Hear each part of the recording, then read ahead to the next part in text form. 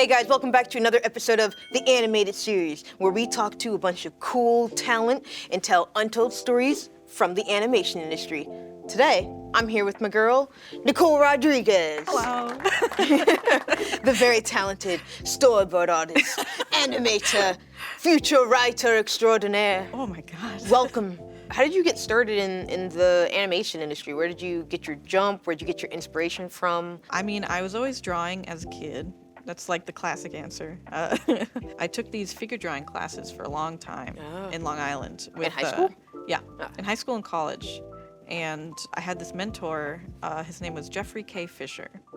And he was fantastic. He taught me like how to love art and how to see things. It was a very like mind expanding experience. He kind of taught me to compare myself to myself instead of comparing me to other people in terms of like art improvement and all that stuff. So that was a big thing. And then I decided to move to LA because I was making friends with people in animation, and it just kind of seemed like the right time. I'd gotten an interview for Rick and Morty around the time that it was like season 3. Because I did comic book covers. Yeah, I have a signed one from you still. Yeah.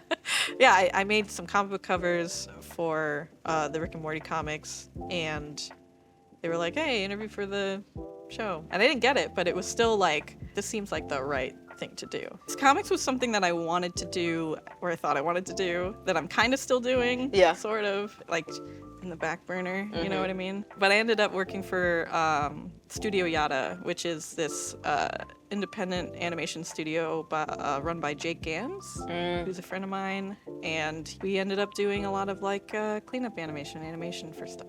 There was Sonic Mania, did some cleanup animation. OKKO had like these little shorts they did that I helped clean up. Full Throttle had a remaster for Double Fine. But that's how I learned like how the pipeline works in general and like what animation even looks like, because it's kind of a mystery if you're not in it. Yeah. You know, it's kind of like, what is that? How do I do that? I don't know. Nobody really tells you. Yeah.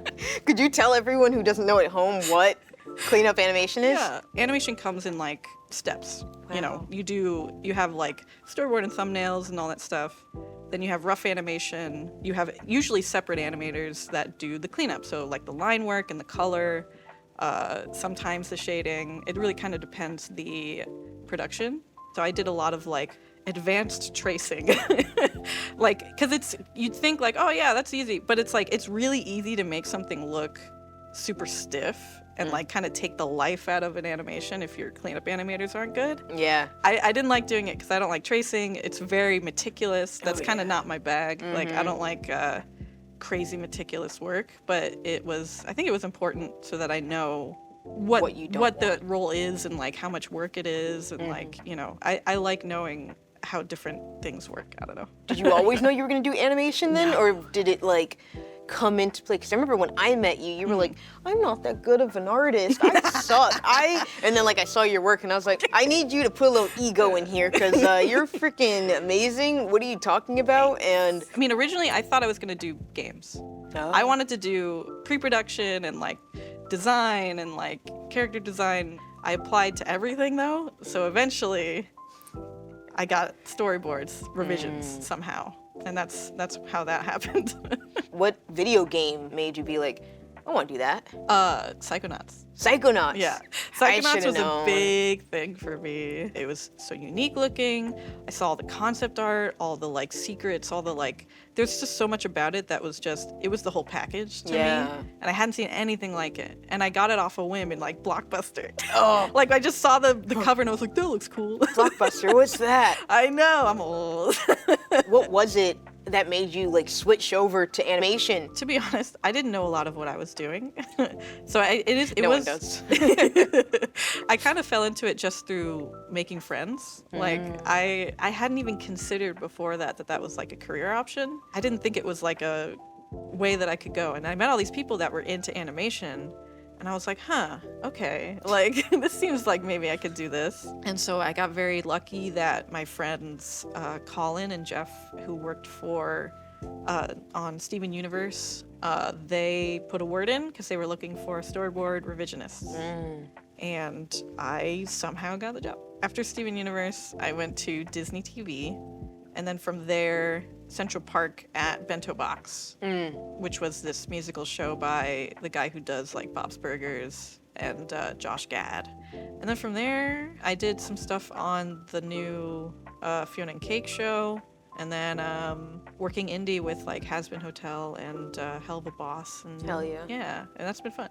Hell yeah. You've been a board artist for how many years now? 6-ish years. 6 years? Yeah. Really? Okay. Yeah. So what do you look for in a good showrunner as a board artist or a director? Because I know you've been on some like really amazing, great projects with some great leaders, but you've also been on some that were like... That I didn't love? Yeah. Like what makes a good showrunner or director for you as a board artist? Like what would you rather see going on to a new project? Communication. Yeah? That's a huge one. You have to be very forthcoming with what you want, what you're looking for, whether someone's doing a good job, a bad job, why. Like, yeah. Because I've been in positions where, like, you're told one thing, but then it's the other thing, actually. Like, You obviously like to create your own stuff, though. I do. Do you see yourself being a showrunner in the future or a director for your own projects? Yeah, I mean, I'd like to. I made this little fan animatic for this song from the Beetlejuice musical. Yes. That I'm sure people are aware of. I guess for the timeline of it, I quit one job and I got hired onto another. I got hired because I made this animatic for a different song from the same musical, but they were like, oh, so you can do musicals and stuff. You can board musicals. Okay, you're hired. And then just as an additional thing, the latest one that I made, you know, I loved the musical and I wanted to try seeing if I could make something a little more polished and like, you know, with like backgrounds and like just see what I could do and if I liked doing it. And I did. Yeah. It was fun. How long did it take you to do that again for the people back at home? It took 2 years. It took 2 years. On and off. I had to take breaks in between because I had a job. Yeah. And I couldn't always work on it or I would get burnt out from it. So I would take a break. So it took 2 years, but it was worth it, I think. I want to make sure that people who are watching don't get unrealistic expectation of the time you spent on it. Like you, No, for it was sure. such a passion project for you. Like Yeah. I got to see it over the course of time, but to everyone else, it probably just seemed like it came out of nowhere and that it was just this beautifully done Bam. thing. Yeah. When I made the animatics, like I felt like I was kind of trying to prove to myself that I belonged in the job that I was in, that I could do it despite, you know, a lot of self-doubt that was happening at the time. So it kind of stemmed from that. And then I was like, oh, okay, I can do this. Yeah. Like it was kind of a simultaneous like, oh, I can do this and I can do this, so I want to make it even more spectacular. Where did you get this love for musicals? Is it all musicals since you Yeah. work on so many musical projects? Or is it just like, have you always been a fan? Yeah. Was it just because you're from New York, so you get to go to Default see a New bunch York. of, default New Yorker who goes to see a million Broadway shows and theatrical like performances? Like what about musicals is like draws you in? Honestly, more so than Broadway stuff, I loved when cartoons would do musical episodes. Like Fairly Odd Parents had a whole summer special with like this whole story with like it was a musical special, and I was obsessed with it as a kid. Powerpuff Girls had musical episodes. Like for some reason, it was just always cartoons and musicals kind of always were like this thing that kind of intertwined. Yeah. And something that I always liked. Like they were always my favorites. Like SpongeBob, same thing. They would do the music Christmas all the time. special? Yeah, like they would have man. music in episodes, and they were always my favorite ones. Yeah. Band Geeks. I mean, I think the next thing I want to do would be an original thing. Oh, Yeah. like original music and everything. Yeah. Okay. Because okay. after working on enough like musically oriented things, I feel like I can maybe ask people without too much like trepidation, like, hey, I want to do can a you musical write a song? thing. I've proven myself. Yeah. Like it's like I feel like I've done it enough that I can be like, look, I made this and this and this and this. I kind of know what I'm doing. Like honestly, you definitely know what you're doing. Yeah. yeah. You have like specific characters that you also lean towards. Yes. Is there like a specific character or like mashup of a genre that you've not seen in animation that you're like, I want to be the one to do that, or I want to work on something like that? Yeah, I mean, I think horror. It's something about the juxtaposition of like kids cartoon and scary. Yeah. That's like. But do you want to go like Coraline, like uncomfortable, like scary, like Yeah. horror, or do you want to go like Gravity Falls, where there's a lot of comedy and like levity in there? I'm not entirely sure, but I feel like it's one of those things where I'm kind of like, I'll find it along the way. Yeah. Like, I like when you mix comedy in there too, just because like it makes the intense parts hit harder. Yeah. You know what I mean? What's kind of like your new move? Are you thinking like, yes, I'm gonna stay in TV animation? Are you moving towards like feature now? Or are you moving even towards indie? Because I feel like a lot of people are kind of wanting to step away from the studio pipeline and kind of doing their own thing. Do you think the future is indie, or do you think the studio is taking over still? Because like, let's be real, we all need money to get our projects done. I'm glad for indie animation kind of like being more prevalent, and I can't remember a time when it was like when there was more of it than there is now. Like I feel like I keep seeing like, especially from like a younger generation, I think they're seeing the hardship that's happening, and they're like, we gotta make our own stuff. Yeah. Like and they're doing it for the love of the game. I'm skewing more indie recently, just because like I want to see if I can kind of stand up on my own two legs, and like if I can make something from nothing without, a studio. What is the change that you want to see in animation today? I want them to be more respected in entertainment. I'd like that to translate into getting paid because I think that, cost of living just goes up, man. Yeah. And it's like you should be able to afford living in the city or that you're working in. Yeah. This is not a joke. I have a friend who talked to someone who thought that animation was made by children. So that's kind of what we're working with in terms Who's this of like person? I don't know. How? That's the level of like, because you don't have to know how animation works. I know it's not the most important thing in the world, but its position in entertainment is kind of in this lowest rung.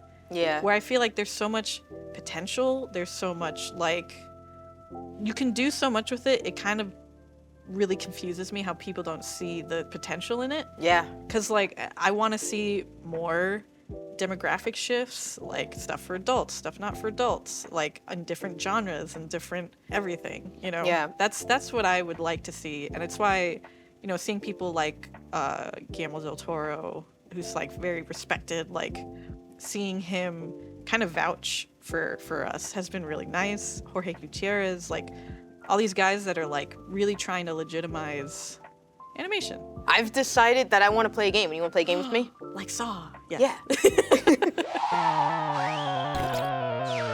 All right, guys, now it's time to play Befriend, Team Up, Defeat with Nicole Rodriguez. We're going to shake up all these names. We are going to shake up the world by pulling 3 from it. Okay. And then we're going to decide on Befriend, Team Up, and Defeat. Okay. All right, first character, Blue from Foster's Home for Imaginary Friends. Okay. Daria Interesting. Fry from Futurama. Let's go. Okay, I'm gonna count to 3, Okay. and then we're gonna say who we're gonna befriend. Okay. 1, 2, 3. Blue. Yeah. Yeah. I mean, he's literally Yeah. created He's to great. be Yeah. your best friend. I watched that show. That's a show I forgot to bring up, but I love that show. Like, yeah, all the imaginary friends. Yeah. Great. This is team up now. Okay. Who are you going to team up with? 1, 2, 3. Fry. Daria. Why are you teaming up with Daria? Daria sucks. You know what? You go ahead and choose Daria. Yeah. I'm choosing Fry. We're gonna come at you. I'm gonna choose the Fry from specifically the episode where he thinks that he's a robot and that he can't be defeated. We're gonna just. That's the Fry. I've never even watched Daria. And you chose Daria Because Fry deserves to be punched. I love him. Why does Fry? He's got a punchable face. He does, but But I that's love why him. you befriend or you love team him. up with Fry. Before Guys, fries before guys, fries before guys. That's our set motto. You're kind of swaying me, to be honest. Because I Why love Daria? Futurama. I don't know, because she seems like she could kick ass. Like, from the outside looking She gonna in. talk you to death? She scares me. She's gonna tell Maybe you that's about why. the current state of the world. No one wants that. Psychological warfare. All right, so we're befriending Blue from Foster's Home from Imaginary Friends. Then we are going to use Philip J. Fry from Futurama to kill Daria. She had it coming. Again, Nicole, thank you so much for coming and joining us. What's up and welcome to the animated series where we showcase the dopest talent and untold stories behind the animation industry. I'm your hostess with the mostest, Alyssa Rosa. And today, I am lucky to be sitting across from story editor, writer, Kyel White. Hello, thanks Welcome, for having me. Yeah. of course. Growing up, what was your inspiration? Yeah, I loved watching TV. I just wanted to be a part of that. And at the time, I thought they were only actors and directors.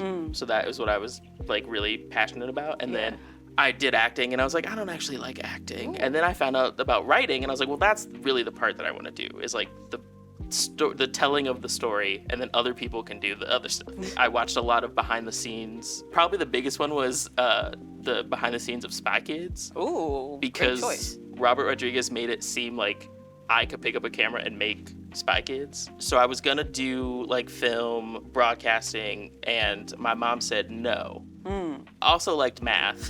So I was like, okay, what if I like major in math, but then I work at the campus TV station? And she's like, that's fine, I can do that. So that's what I did. And then I was at the TV station for all 4 years and I learned so much and I got to do cool projects and go to New York and do documentary things. And it was just like a great experience. And then I won in the end because now I'm doing this and not doing math. Yes. No one wants to do math forever. Yeah. Was that transition hard though, to like have to kind of backseat something you were super passionate about and then have to alternatively like, you know, get a degree in math?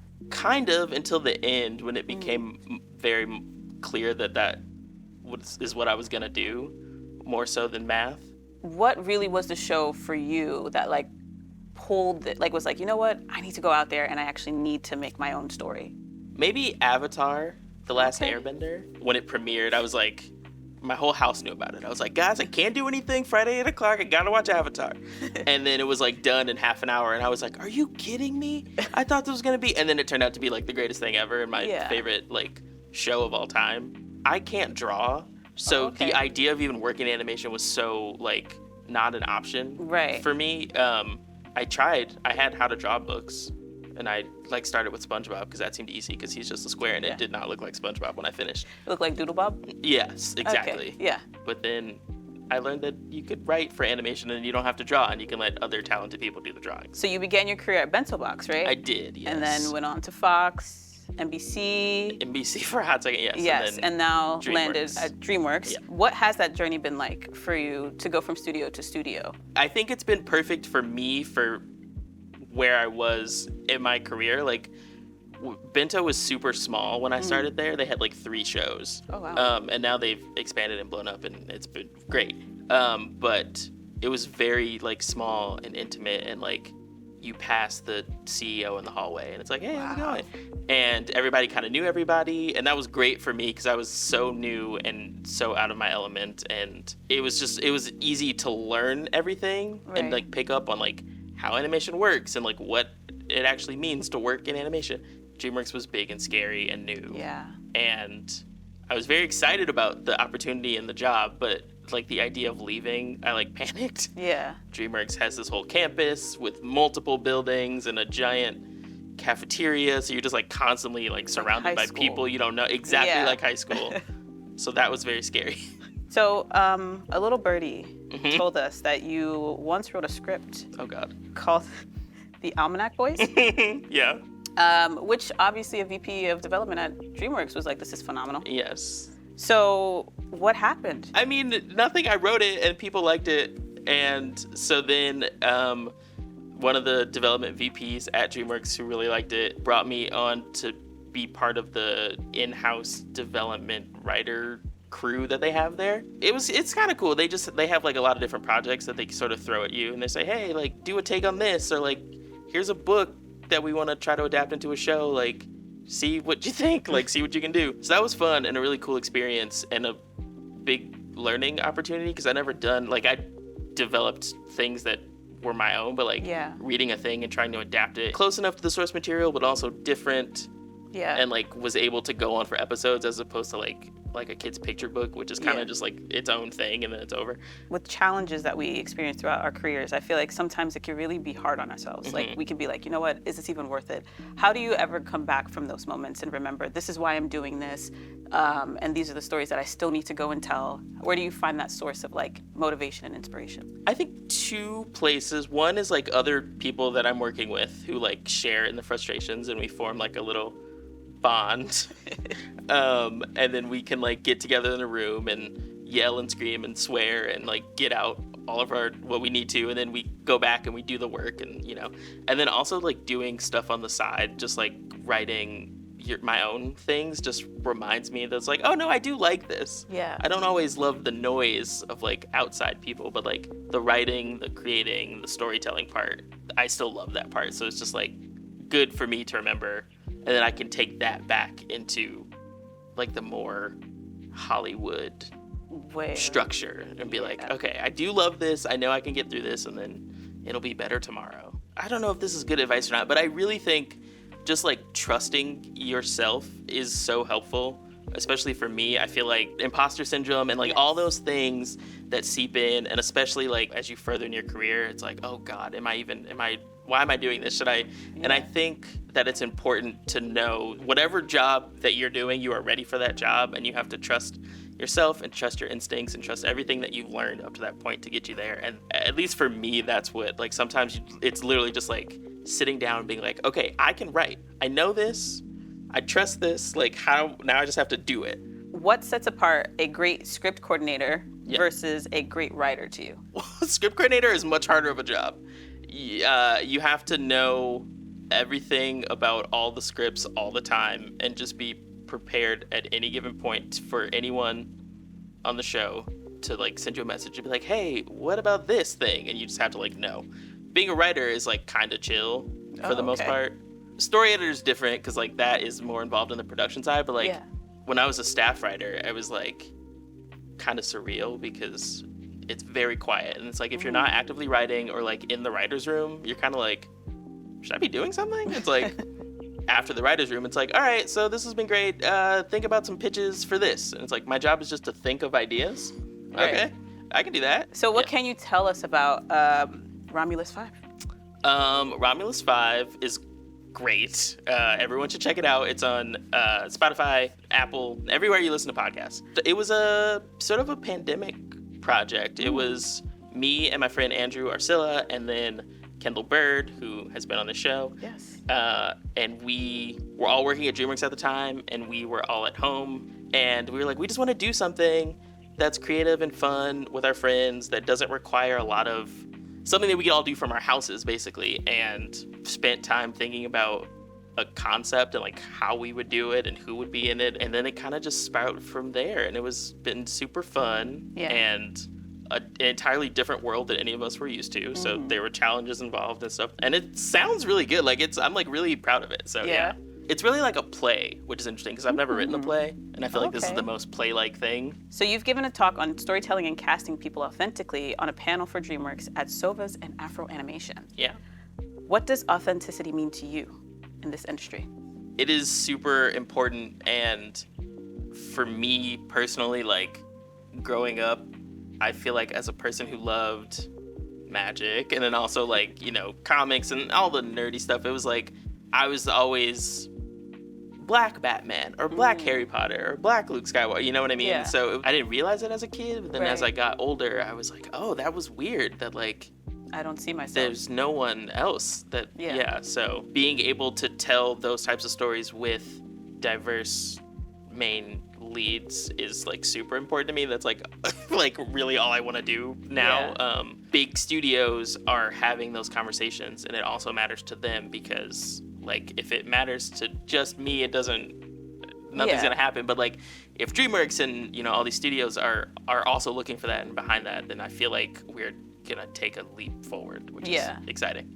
Do you feel better now looking at the stuff that are obviously more geared towards children, that they have that representation now? Because I know for me too as a kid, it was just, like you said, it was weird. Like, I would identify with certain characters, like Reggie Rocket from Rocket Power, but then realize, like, maybe she's not actually a person of color. I don't know. So do you feel like that it is a little bit better today? Or I think it is. I think it is a little bit better. I think, obviously, there's always room for growth, but I think it is. And it's also not about them being whatever they are. Yes. It's just like they are a person of color, or they are LGBTQ, like it just, they just are that thing, and then they're, you know, fighting robots or whatever. Like, that's actually pretty cool, honestly. Like, I feel like we get put into positions as like Black people specifically, and be like, oh, this is your story, and it's like, well, we've seen that a million times, and we've often lived that for years. Can't we just actually be more like, I don't know, happy or just fighting robots because it's cool? Yeah. We talked about your transition from literally doing math in college, and then you always knew that you had this creative bug inside of you and wanting to continue that further. Do you actually have any advice for anyone who probably, like, for example, had a situation like you where it's like, I can't go to college and become an animator or a writer, my parents won't let me, or they won't accept it for what it is. Is there anything that you could possibly say to give them that creative boost, just to keep going?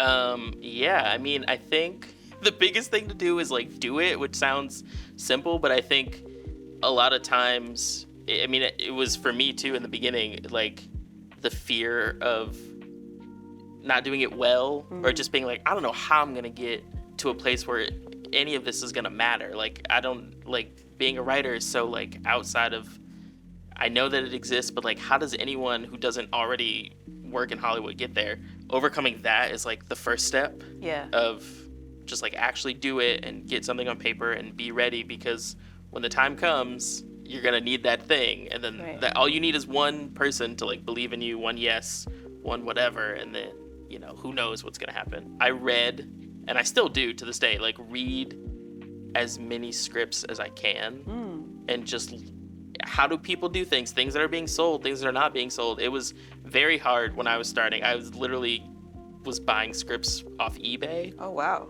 To, like, see how a script is written. I was doing it in Word. I had no idea what I was doing. But now there's, like, websites you can literally Google whatever your favorite show is, pilot script, and, like, you'll probably find it. Yeah. And just reading those and studying those and see how professional people, like, break a story and all those things, and, like, reading it while you're watching the episode and see, like, how it got translated, like, all these things. That's a very, like, that's like homework. Yeah, but if you're passionate, it's not homework. That was, as a person who liked school, that's how I learned. Yeah. The first one is gonna be bad, no matter how, like, everybody, the first thing you write is always gonna be bad. And then probably the second thing, and then you just keep getting better and better and better. Well, thank you for hanging out with me today. Yeah, thanks for having me. This has been great. Do you want to play a game? I would love to play a game. I knew you liked games. So now we're gonna play Animationary, where Kyel and I will pull a name out of this hat. We'll get 3 tries. You're gonna have to draw whatever is in here. I'm gonna have to guess it, and vice versa. Are you ready? Sure, we'll see. Okay, you'll go first. Okay. Oh, okay. Okay. I'm nervous. That's not what I wanted. All right, it's fine. It's fine. Everything's fine. Am I allowed to draw? Okay. No words. Okay, I'm done. Okay. Okay, you ready? Ooh. Here goes nothing. Is that BoJack Horseman? It is! Oh my god! Yes! I mean... So wait, I don't get a point for drawing that amazing thing? I mean, I get a point for guessing. All right, it's your show, I guess. Your rules. Hold on now. Let's hope I know this character too. Ooh. Why would they do this to you? Okay.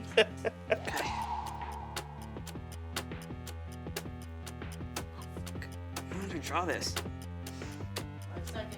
Stop. Took a drawing class once, and the instructor told me I had a really good sense of humor. That's how good my drawing was. And I'm sorry, because I'm neither, so. This is what I've got. Is it Speed Racer? No, but close, I guess. Is it a Power Ranger? Mm-mm. Yeah, I don't know. It's my sorry attempt at doing Akira. Oh, it's a motorcycle. Yeah, that's why I said it's still a motorized vehicle. Oh, okay. I don't think I win in any scenario. Well, I do know who this is. We'll see how this goes. Oh, goodness. Oh, I think that's too late. Okay. Ready? Yep. Who was that? Who is that? Okay, so my first guess is gonna be Daisy Duck. That's right. Oh my God. I'm sorry that I don't know how to draw, but you did such a wonderful job. I think BoJack was very spot on. Thank you for hanging out and playing the game. It was Yeah, fun. no, that was great.